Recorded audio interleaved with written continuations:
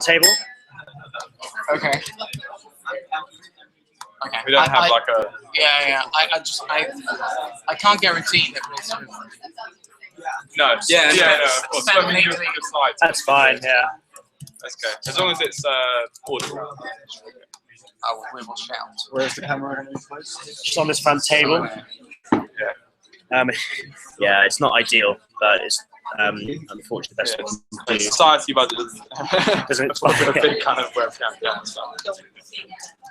We may do what we have. That's right.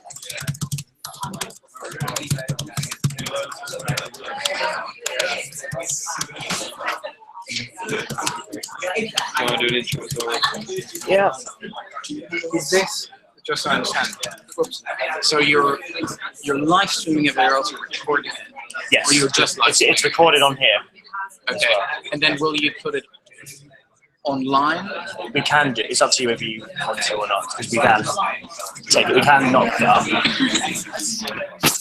The only thing I'm thinking about right now is we have some slides that we haven't shown anywhere. Okay. And we haven't put online yet. We won't put this online. So I wouldn't be necessarily hyper keen. Okay, that's fine. Yeah, we can. I mean, if you're super keen to put it online, then I guess we can be. The only thing is we're sharing it with the 180 Degrees network, sort of in other countries and stuff. So that was the idea behind it. But yeah, we can not keep it on to the links that people have. Yeah, as long as we share everything. No, so the only place shared is our 180 Degrees executives group. It's the executives. I met a lot of people come from theoretical backgrounds to our consultants, and I think there might be better. Not yet, but there will be. Yeah. So just Yeah.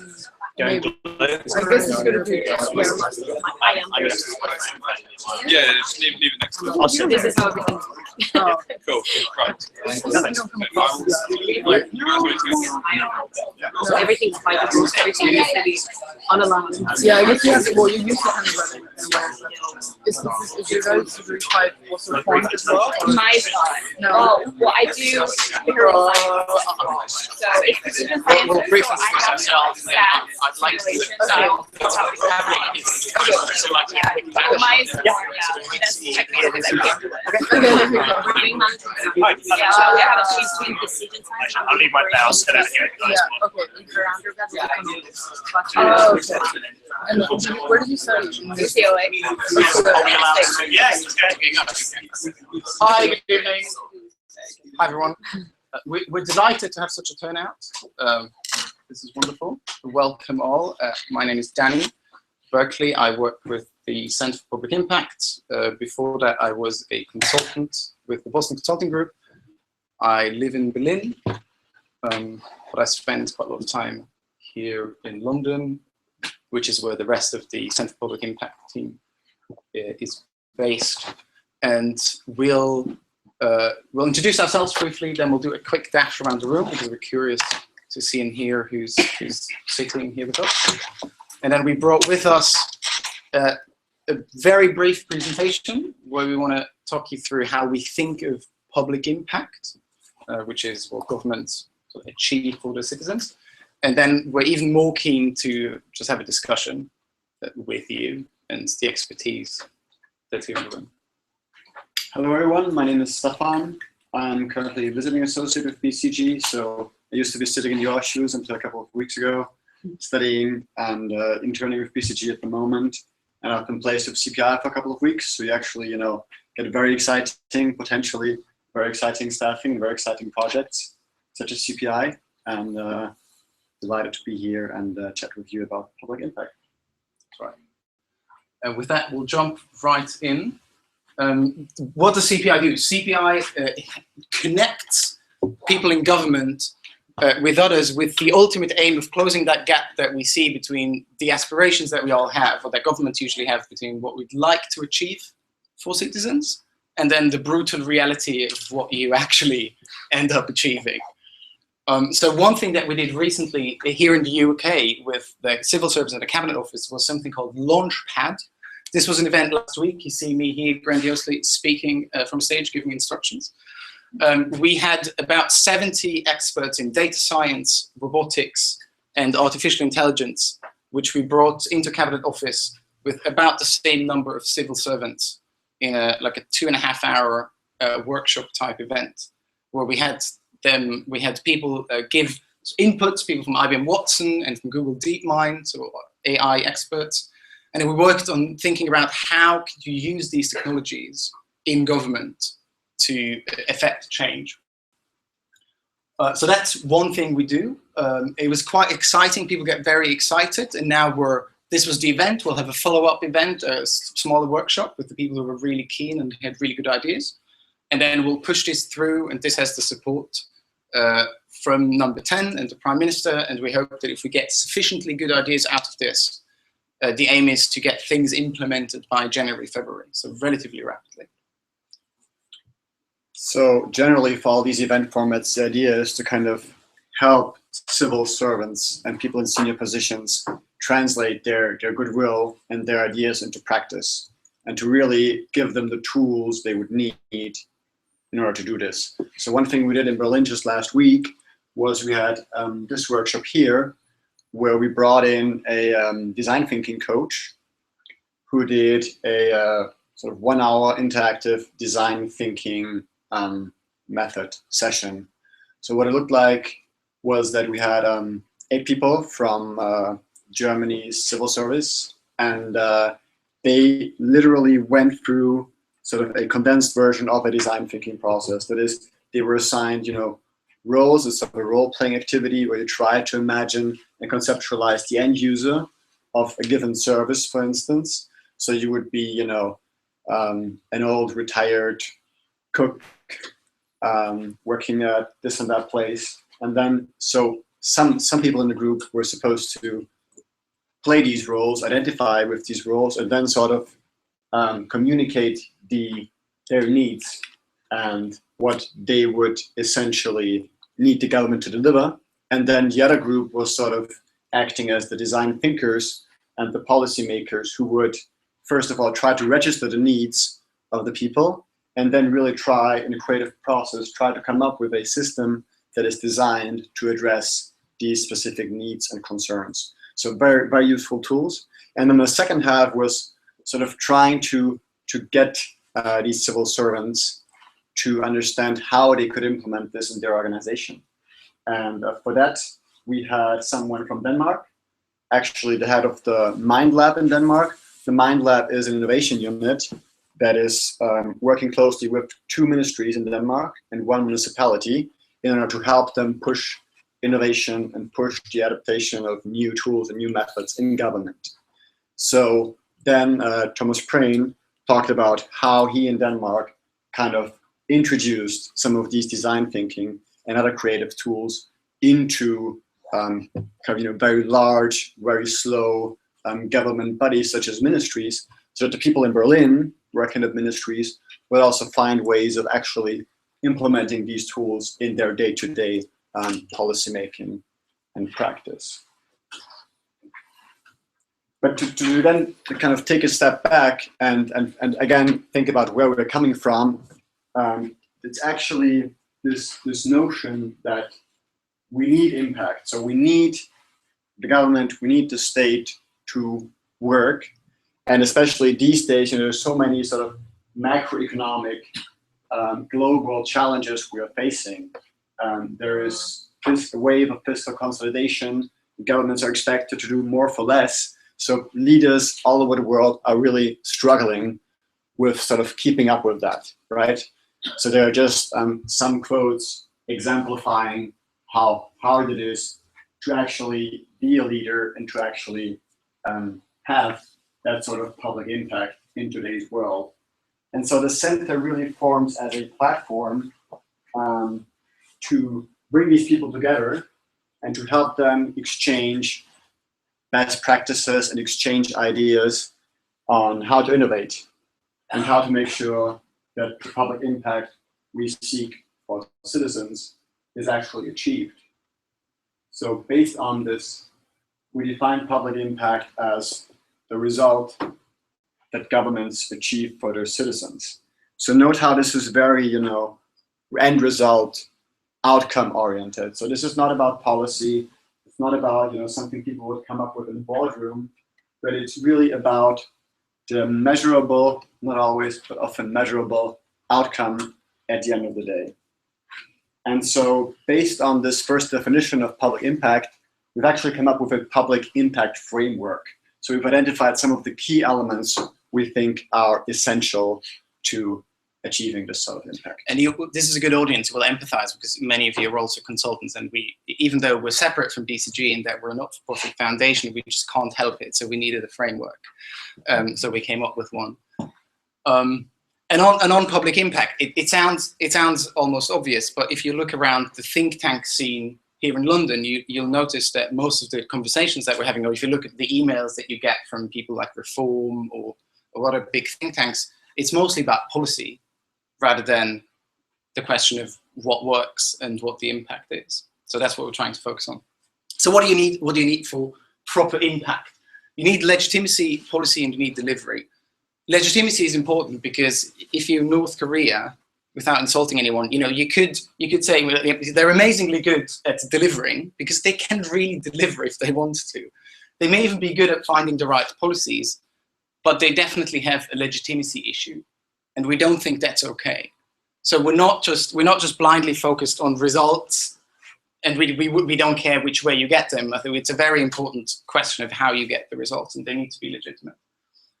Then obviously your policy needs to be well designed, and this is what most policy schools would, and I know some of you are MPA students, this is what most policy schools would focus on. They would teach you, and you would spend a lot of time thinking about how to craft the proper policy. And then delivery, this is what gets what people forget a lot of time. This is the translation into real world results. This is what Sir Michael Barber did with the Prime Minister's Delivery Unit under Blair. He's on our board of directors and so an important person for us. This is really thinking about how you can go from having a nicely formulated policy to actually having it deliver the impact you want. Then if you drill deeper, and we won't go into too much detail, you can sort of dig out, because we're still sort of consultant geeks and we need a framework, you can sort of tease out the really important elements that you need to make things work. So for instance, one important one is longevity. You need to, with most policies, you need to stick with them for long enough for them to have an effect. But that's a big problem in countries where you get a government change every 2 or 3 years, because you won't get the longevity necessary to see lasting change. Or clear objectives, which sounds ridiculous, but if you talk to many policymakers, you realize very quickly, and I'm sure you know this all, is that in fact, it's not a given.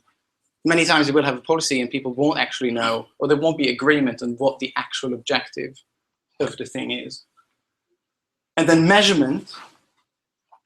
In delivery, you need to know what's happening. I just read an article on the way here on Germany. Germany announced a big education push 8 years ago, and they want to increase the rates of graduation. Now, it turns out that the opposite happened. The problem is just they just found out 8 years later. So no one was bothering to measure in the interim, or if they were measuring, they weren't publicizing it. And if they were measuring, no one was actually acting on the information. So these things are all, in reality, not a given. The last one I want to pick out is evidence. That's a big deal, right? We can't have evidence for everything, but we're ignoring evidence at our own peril. So there's a lot of evidence out there for what works and what doesn't. In development policy, if you take cook stoves, it's a very popular topic, clean cook stove, dirty cook stove, huge problem. There was another report issued, I think 2 days ago, 3 days ago, show a meta-study showing that there's huge adoption problems. So these cook stoves work in theory, but either people don't adopt them, or if they adopt them, they'll just use them on top of another stove. So it's great because now they have another stove, which is good, but it doesn't really solve the pollution problem. The problem there is that we went with the solution and we scaled the solution on a huge scale before really having the evidence that the thing would work. So I want to run you briefly through one example of successful public impact, where we can sort of show you some of these factors at work. Right. So we're going to briefly talk about the ban on smoking in England and Wales, and how the rate of smokers in the adult and adolescent population was greatly reduced over the past 15 years. this might seem trivial to you, but I'm actually from Austria, and in Austria we have a huge problem to this day because 50% of the young population is actually still smoking. So in this room, half of you would be smoking afterwards, essentially, and that's pretty sad from my perspective as a non-smoker. And the UK really, in some ways, led the way in a successful policy initiative. We're just going to try to map this onto our framework. So the situation was, in the year 2000, sort of people realized, okay, maybe tobacco lobby is not right after all. Maybe there is significant, health cost. There are significant costs to the NHS here in the UK specifically. And so people realized there is solid evidence here on the policy side, and we do have a clear objective. So, people decided, okay, we had, back then it was around 27% of the population smoking. And so the goal was to get that down to 20 and below where we're at today. So on the policy level, it's relatively clear, and the ban on smoking was well designed. So what the government did, as you know, was that there was a ban on smoking in public places and in workspaces, and there was also stronger regulation on tobacco advertisements. And so those were some of the key policy measures that were introduced. Importantly, this policy was also legitimate insofar as there was a clear political will and cross-party support for tackling this issue of smoking and smoking-related health issues and health costs. There was also public support, so it was not only stakeholders within the political system and the parties, but it was also a broad sort of alliance of also civil society and the media and the broader public supporting a ban on smoking. And the third element, delivery, there was a very, very clear sort of measurement and tracking process where the government really tried to track the change in percentage of smokers in the adult population on an annual basis, and where the results were also communicated both internally within the government, but also to the public. And there was also a lot of communication internally, sort of top down from central authorities to the local authorities actually carrying out the policy to make sure they actually enforce it properly. So this is how the smoking ban in England and Wales was a clear success story in terms of public impact, which can very nicely be mapped onto our public impact framework. With that, we'd like to segue into the conversation, and I'm just realizing that we left out the introduction round, which is really inexcusable. I want to say one word about the Centre for Public Impact, which is we're a very young organization. We formally launched in June. We have a grand total of 4.5 people working for us, 4.5 full-time equivalents, FTEs. And I'm in charge of most of our programs, the workshops that we do, the research that we lead, and the conference that we do. So we're very small, but it's also a very exciting phase to be part of this, because it's like a tiny little political foundation starter that we're working in. With that, why don't we do a quick dash around so we hear who's in the room. So this table, I was going to say, we're all on the director team of Havish is the immediate director of 180 Degrees global wise. Ben is our branch president for 180 Degrees LSE students branch and the society. So Havish does geography with economics, Ben does philosophy, Henry does geography, and Henry's our consulting director here at the LSE branch. Ryan does econ, and Ryan's our secretary for our branch here. I'm Alex. I do government, and I'm our communications director. Why don't you quickly say your name and sort of your affiliation, and if you have any particular interests, mention those two. Yeah, my name is Grégoire. Studying at LSE first year, student in management, and it's degrees. I'm Ines. I'm also a consulting, and I'm a second in politics. I'm Charlie. I'm a consultant as well, 180 degrees, and I'm an LSESU student in global politics.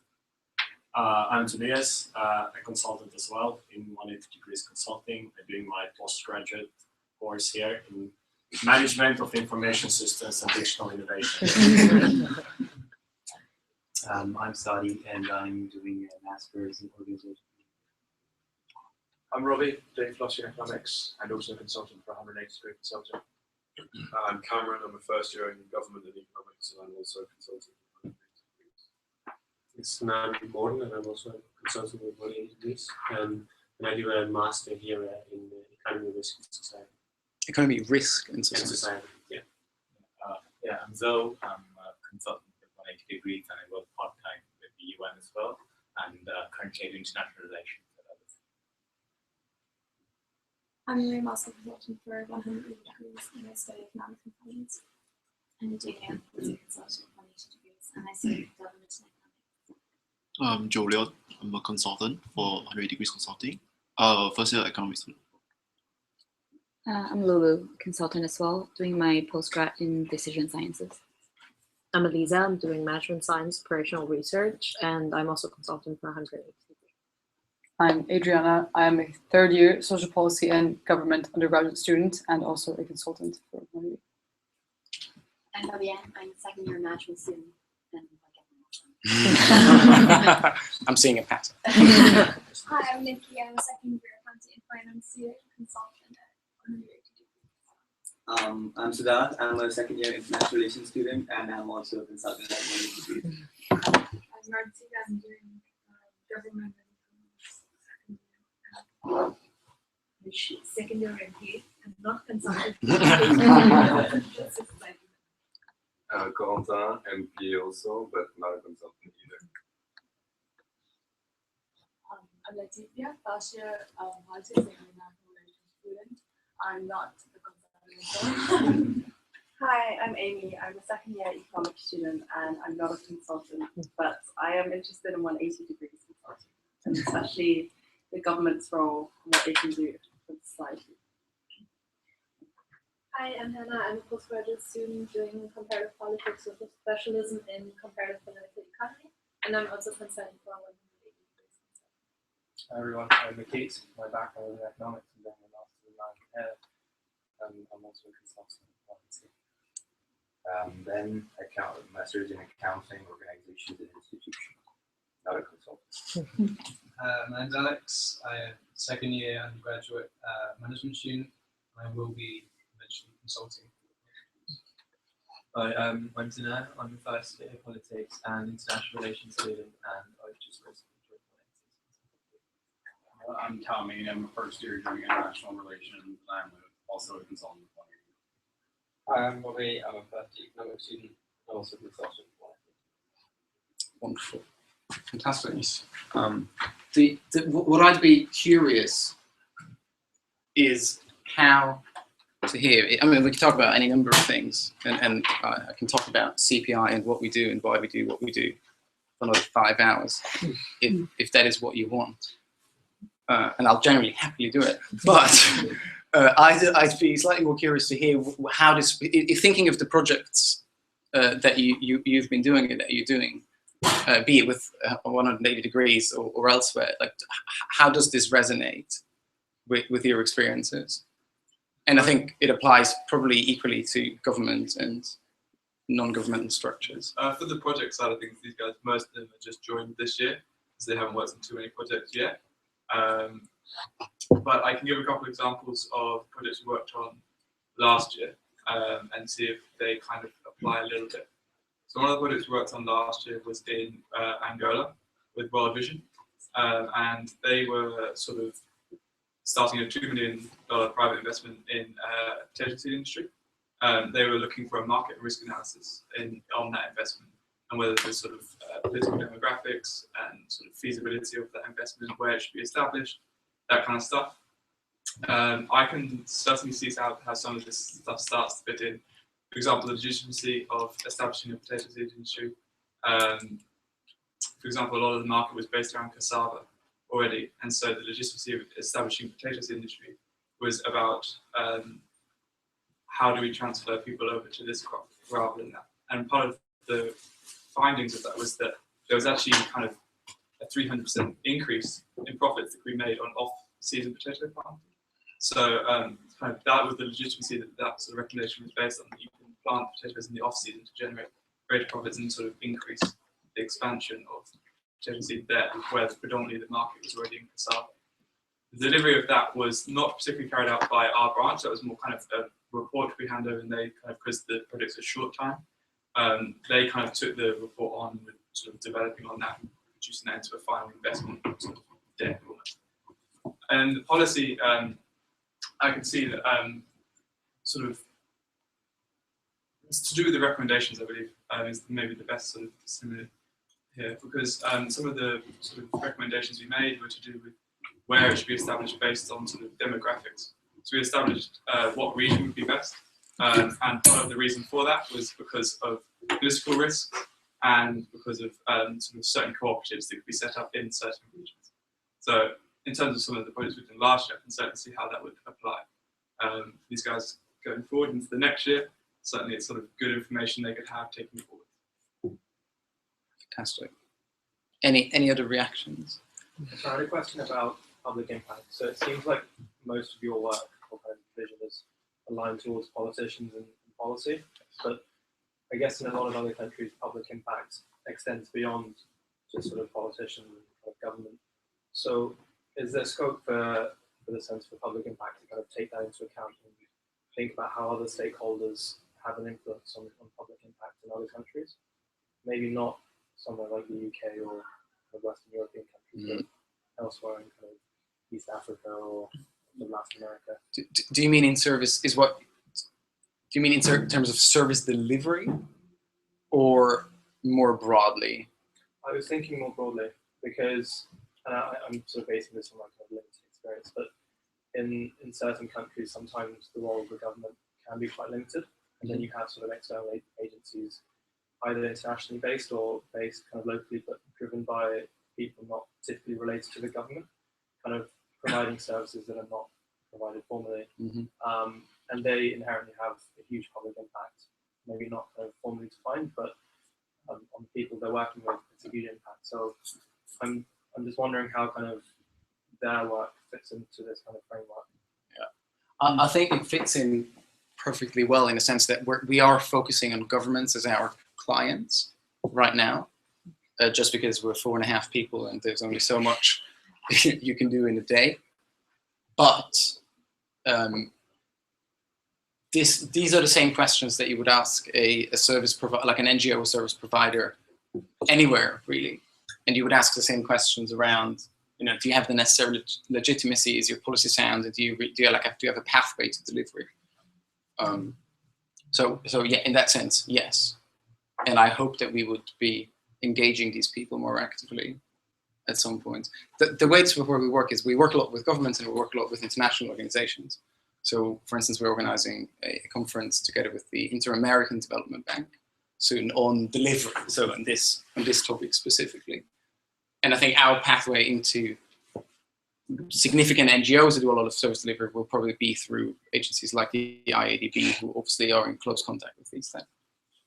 But having said that, we have a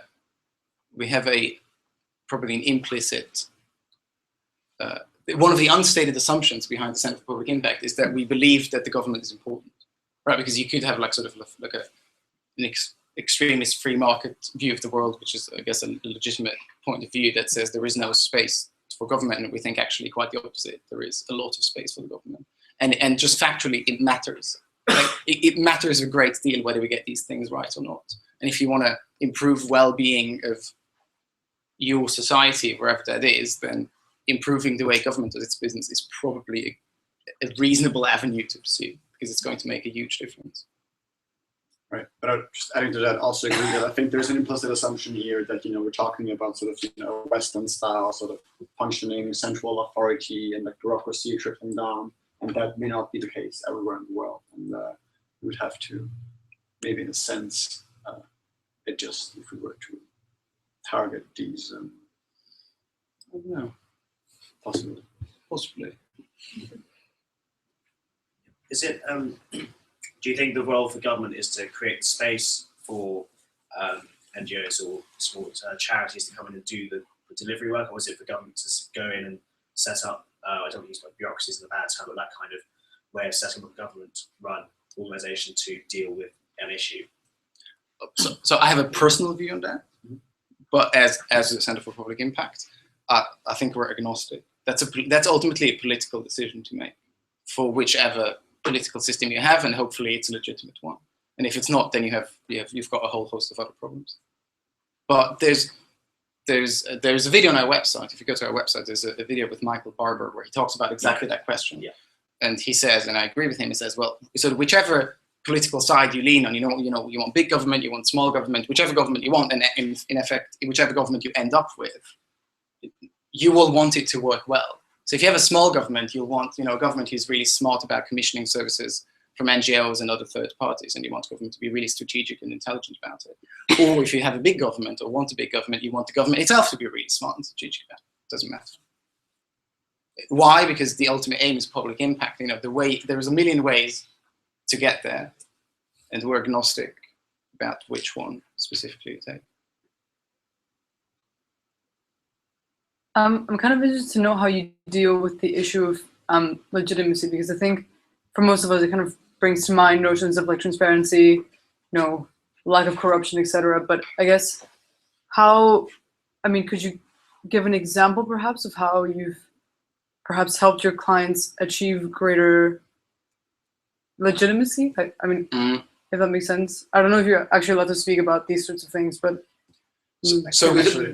yeah, to one out, we're not actually doing any consulting. So CPI is in a sense a platform that through these very interactive formats tries to kind of bring decision makers together and sort of instill ideas, tools, methods, and kind of empower them to achieve that impact. But we do not do any sort of specific client-based projects or research. So you couldn't say like the government of Angola is going to come to us and ask us how do we gain more legitimacy or public support. So that's not kind of the angle we're generally coming from. That's not what we're generally would be working like. But we might say, and I should add, this is we haven't shown this anywhere, right? So you will not find this on the website, and we haven't published it, and we will in due course. But this is not something we've sort of gone public with. Because we're still stress testing it. So if you find any flaws, you should let me know. But so we're not doing any consulting project, as Stefan said, but we would point someone and say, like, look, we think that for your policy, for you to achieve the public impact that you would like to have, you need the political will, and you need public support, and you need stakeholder support of all the relevant stakeholders involved. Now, there's a million ways of getting there, and probably every politician can think of the ways of getting there, but it's not upon us to tell them how to do it. And it's a process. If you think about, for instance, public perception of smoking, it essentially took 20 to 30 years, right? So it'll be a very long project to kind of try to establish legitimacy there. Yeah, that's a good question. I wonder about your relation with the Boston Consulting Group, because I can imagine, due to the nature of your work, there could be instances where what you're trying to achieve could be clashing with their potential objective. So how do you deal with this? Who has the power in the end to make the decisions and to deal with such situations? It's pretty straightforward in the sense that we're set up. And this is where it gets slightly technical. We're set up as an independent foundation under Swiss law. And what this means is that we're a separate legal body with a board of directors, some of whom are BCG partners, but it's a completely separate legal body. And these people on the board of directors are legally required to uphold the not-for-profit status of the organization. So we're sort of binding our own hands in a way. So we cannot do commercial projects through the Centre for Public Impact. We don't do any selling through the Centre for Public Impact. We don't do any of that. So in that sense, BCG is the funder and the originator of the Centre for Public Impact, but it's been spun out and is now sort of orbiting independently somewhere else. But on the other hand, I mean, UCG has a rising public sector practice, and we are actually, dealing with research and kind of trying to push ideas and to come up with new solutions that could then also be, in a way, possibly utilized by the public sector practice groups. And or, for certain event formats, we may cooperate with the local group, with the local office and their public sector people. So it's actually a very positive and symbiotic relationship in many ways. So, sorry, I have two questions. The first is around your matrix and Matrix. oh, sorry.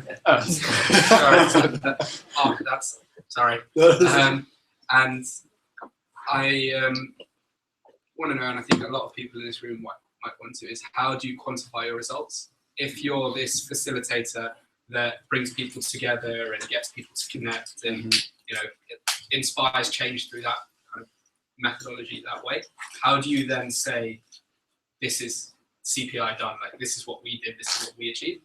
And secondly, on a more kind of personal question, what's it like being a consultant and working with clients and implementing and breaking down problems, all that kind of stuff, to then swap over to this different line of thinking and this different, almost different thought process behind the work you do? To take on your first one, we probably haven't quite cracked that nut yet. And we have the classic problem that we cannot claim too much credit for things, because then the governments we work with will get upset. But if we claim no credit at all, then sort of someone will say, well, what do we need these CPI people for? The good thing is that we're independent of government, so it's not such a bad thing if someone says, what do we need these CPI people for, because we don't depend on them for funding, right? The way we measure our impact, or the way we think of the impact the Center for Public Impact has, is, are we successful in moving people's minds to think of, to stop thinking of policy problems and to start thinking of public impact problems? So the workshop we did last week in Berlin, a success means if now someone takes up the idea of design thinking, of citizen-centered design, and tells their employees the next time they get a memo to say, thank you very much, this is a great memo, could you please redo the exercise, this time from a design thinking perspective? And I'd love, I wanted to go out and talk to a couple of citizens and talk to a couple of frontline workers, and then come back to me with results. That's what success looks like ultimately. That is relatively difficult to measure. We do measure a couple of quantitative things, which is sort of, how many people attend our events and workshops, and what level of seniority do they have, and all the rest of it. To your second question, it's very different. It's very different because the consulting sort of standard strategy consulting mode is like you're like a SWAT team. You parachute into some company or some organization, usually relatively dysfunctional, but not always. And then you sort of work with a small team of 4 to 6 people, sometimes more, and you sort of do all the problem solving and all the rest of it. And it's very exciting and it's a ton of fun. Whereas what we're doing here is more like we're building something that will hopefully be around in a couple of years. And so it's much more hands-on, and not all of it is very glamorous, I'll be perfectly honest. So like I've done a couple of sort of I've done a lot of sandwich orders and making sure that the coffee would be ready at the right time for some workshop, which is not sort of something I've put on Twitter and brag about, but it's important. So we do a lot of that, but it's fun because it's a lot of that, but it's also a lot of conceptual thinking. So for instance, the MPA capstone project we're doing with some of your colleagues is around data-driven governance. So the question of how can we, or algorithmic governance if you will. Government has tons of data, we're not using any of it right now, which is really a shame, or barely any. You could think of a future where we stop fighting over policies, but we sort of use the data to get empirical answers. We even use the data to experiment almost in real time to see what works and what doesn't, and sort of discard things that don't work and keep things that work. And that's incredibly exciting work that we have the luxury. We have luxury that we have the time to think about these things and go talk to governments and see what they think and see how they react. So you're talking about the event to do with government and technology. And as you just talking about, it's great to sort of get hands-on with governments to talk about what they're thinking, how they want to implement policies, all the data stuff. I was wondering what some of the findings were from the event of the governments, and what kind of outcomes people could start using technology. So sort of what aim is there to do? I think there were two kinds of things that came out of this. One was very specific idea where someone comes and says, you know, I'm a machine learning expert for sort of this kind of unsupervised learning algorithm. And after talking to you, I now understand that you in the Department for Education, you have this kind of data, and I think we can use artificial intelligence to improve outcomes for disadvantaged students. Right, so pretty specific, you've identified the problem, you've identified the data set, and you've even already identified the technology that you might use to fix the problem. And these people now go off and work on making that more tangible and work it into a proposal that then government can hopefully take and implement. The second thing is slightly more broad, but no less interesting issue. So someone came up, I think from UCL, and said, you know, I'm a professor, and now my expertise is in testing. So his expertise is in testing software or testing algorithms, which is a huge deal if you think of it, because if right now you're in a situation that you always have a clerk of some sort making a decision, right? And I can always go and ask you, you know, why did you, I don't know, decide to cut benefits for this person? And you can sort of give me an answer, whether it's the true one or not, doesn't matter. If you give responsibility to algorithms in whichever form, then suddenly, you know, where's your responsible person? You know, who do you go talk to? And these things can be so complex that as humans, we cannot really understand how that algorithm got to the result that it got to.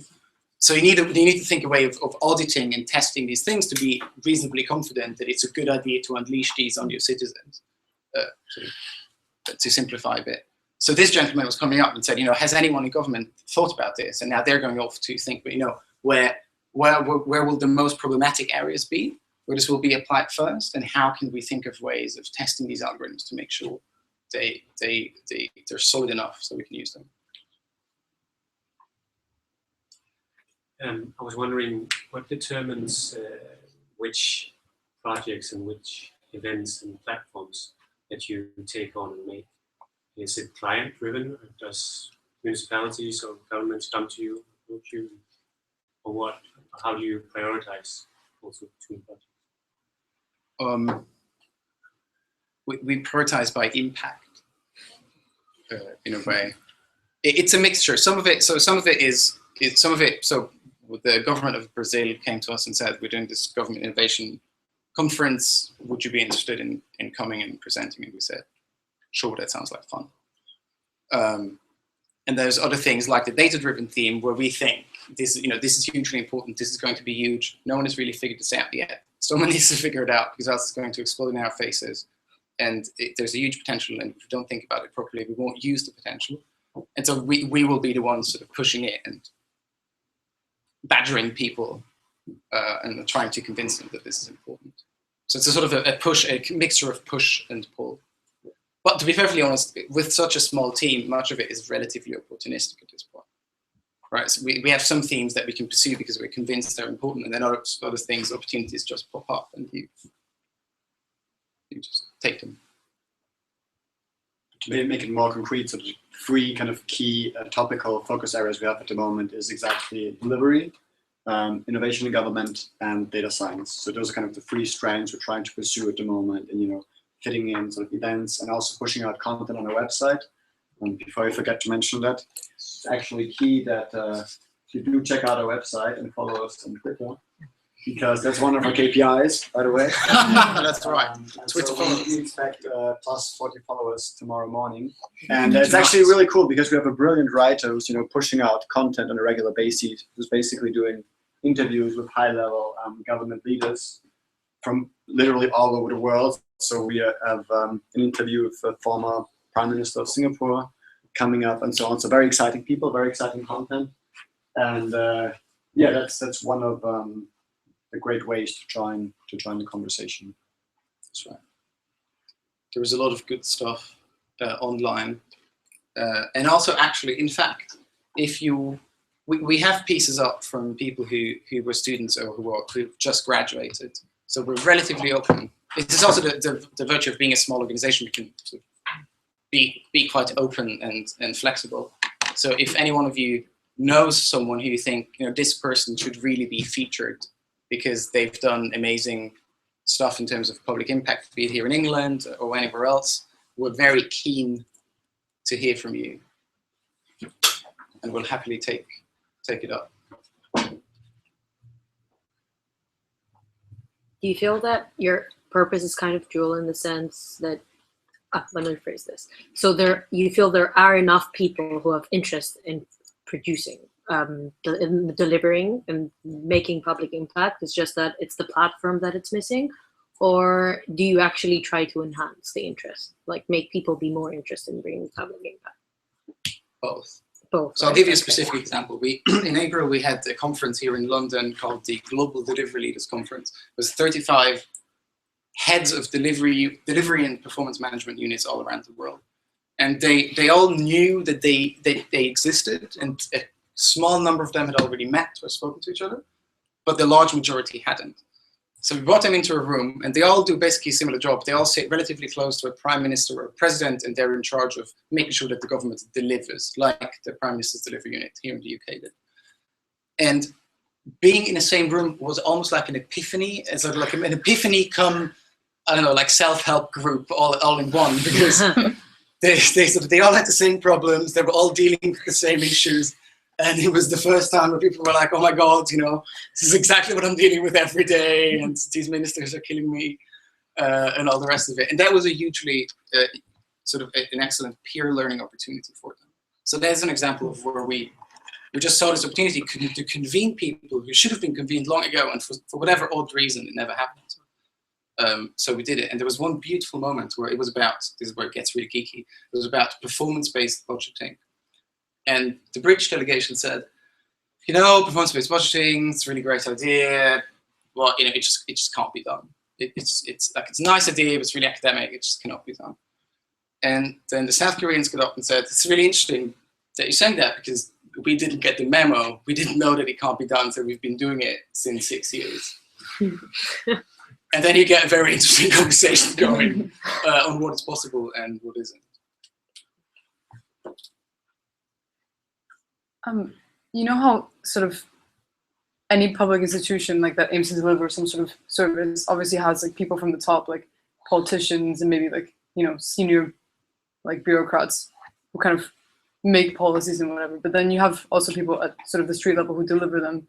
So how, it seems that you guys are dealing mostly with kind of the senior, but do you have much interaction with the street level or what kind of things? Well, we've actually been thinking about this, and I think Danny just sent out an article last week. So generally, where we're coming from, one of the kind of ideas we're coming from is this whole delivery unit sort of perspective, right?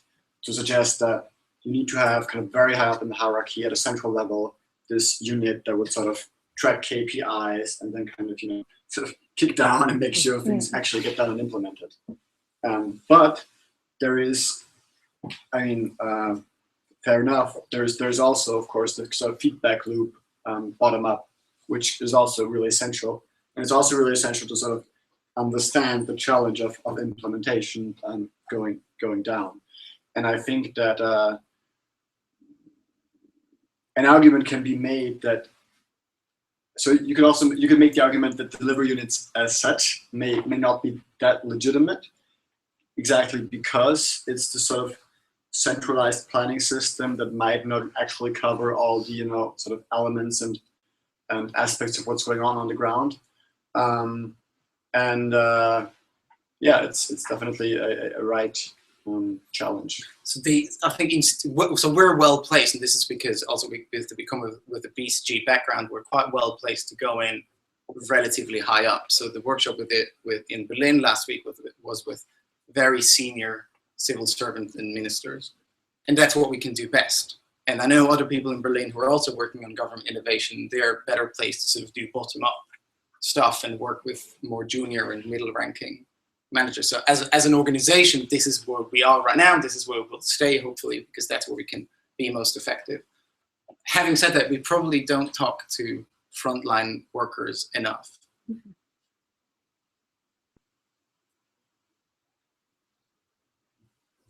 Okay, cool. Just wondering, where do you think the BCG CPI is going? So obviously, it's just started very recently, and it's sort of platforms for engagement with governments within it. And where is it going to go in a few years' time? What's going to be like the goal? The vision, the guru goal. You could say it could be a WEF, a World Economic Forum for Public Impact, which is to say, is like it's the place where if you want to know anything about how to make your policies effective, this is where you go. And also a place that makes it easy for you to adopt, because we like attention, but we're not doing conferences because we like doing conferences. But we want people to take these tools and take these thoughts and apply them. So I hope actually one huge success will be if we manage to shift the discourse away from talking about policy exclusively to speaking more about impact. I mean, it's crazy that you can, in any parliamentary debate, that you can talk about policy without anyone ever asking the question of how in the world will we implement that. It's nuts. But it's because we think of these two worlds as spheres as completely separate. We think of them as two separate spheres. There's like the pristine policy world, and then there's the dirty implementation world. And the politicians don't want to have anything to do with the implementation because that is that is beneath them. There's none of the thing, and that is crazy. And so if we manage to sort of tear down that wall, that's a huge success. I have two thoughts on this. So one is actually Thomas Prehn from the Mind Lab in Denmark, we talked to last week at the workshop. He actually said his goal is to make his organization obsolete. So his wish is for Mind Lab to essentially dissolve in 2 or 3 years because they have achieved their goal of sort of pushing innovation and bringing it so far into the culture of the ministries in Denmark that they will just not be necessary anymore. And that might also be one potential vision for CPI. And about the whole policy versus delivery and impact debate, it's a curious example, but it's just in the news this week in Austria. There's a huge debate about the law that was implemented sort of 8 years ago about sort of the period of the Second World War and before, where certain people were obviously sort of penalized for political reasons. And there was a huge debate about whether or not there should be a pardon instituted for them. And so huge debate, and after a year or so, a law was actually passed eventually. And then it turned out this year, after sort of a review, that there were only, I don't know, like 27 people who actually filed to get that pardon. And of those 27 people, only about half of them actually received one, and the other half did not. So it's very curious that there was a huge political debate, but there was no tracking of the outcome, and there was no checking in over the past 8 years as to what happened to this law and the whole process. The goal of which was initially to enable everybody who was affected in that period to get the pardon, which they didn't deliver. So I think we see it in everyday discussion and news. I'm guessing this is covered in the website, but I just thought asking, so how can someone get involved? Do they need to be a professional? You can sign up to our newsletter, which is my favorite answer, because that's another KPI. I genuinely recommend it though, because there's good content on the website. So there's a newsletter, you sort of follow us on Twitter and LinkedIn and all the rest of it. I was quite genuine when I said that we're interested in hearing, if you know someone who's doing really interesting work in wherever it is, we're genuinely interested in hearing about it. And actually I'll throw up my email address in a second. So that is the best way. If you have a specific suggestion saying you should really interview this person because he's done amazing work in, I don't know, Thailand or Kazakhstan or wherever, then we're very keen to hear that. Or even saying, I know this, I don't know, senior government or even junior government minister, a junior government employee in wherever, you should get in touch with them because they're doing really interesting work and they would benefit from that perspective. So you don't take people who would just help you out with events. I mean, the 4.5 people are enough. They're not, but that's an interesting thought. Actually, another thing is a capstone project. So we have 2 projects running right now with the LSE, even though I understand that's sort of, I guess, a bit random, but you just happen to be in the degree with which we're happening to do something. would you be interested? I'm not sure I have time at the moment, but yeah, perhaps in the future I would. So that's an interesting thought. So I think we'd definitely be interested as a society and a branch. Also, one thing I should mention is have you heard of an organization called the Young Policy Professionals, YPP? Oh, fantastic. Do you want to tell everyone what it's about? YPP. It was I heard about it when I was in the UN, because they work very closely with the recruitment of the UN. And it's basically, I think, till 30 years old, people apply and they get selected and they go into different international organizations, one of them being the UN. There's the OPEC. Then that's another YPP that you should also know about. Oh, sorry. Oh, okay. So it's Young Policy Professionals. It's an organization here in London, and what they do is they invite, you find them online, and they do really cool events, panels, it's sort of social stuff, which is fun, but also really substantive, really interesting panels with very, very interesting people. And they're affiliated with us in the sense that we're building a global network of groups like that. So there's one here in London, and then we're building another hub in Berlin, and then a couple of others in Asia Pacific very soon. And what we're hoping to do is to connect people like yourself, so students and junior people working in government, with each other, because there's this absurd situation that if you work in the UK government and Treasury, you have absolutely no way of talking to anyone in, say, the German finance ministry, because you just wouldn't know them. Which is crazy, because we all know the way sort of policymaking often works is the minister comes running in and says, I need some ideas in 2.5 hours, go. So it would be really useful if you had a more international network of people that you could draw on. So that's what we're trying to build. I will throw it up this time.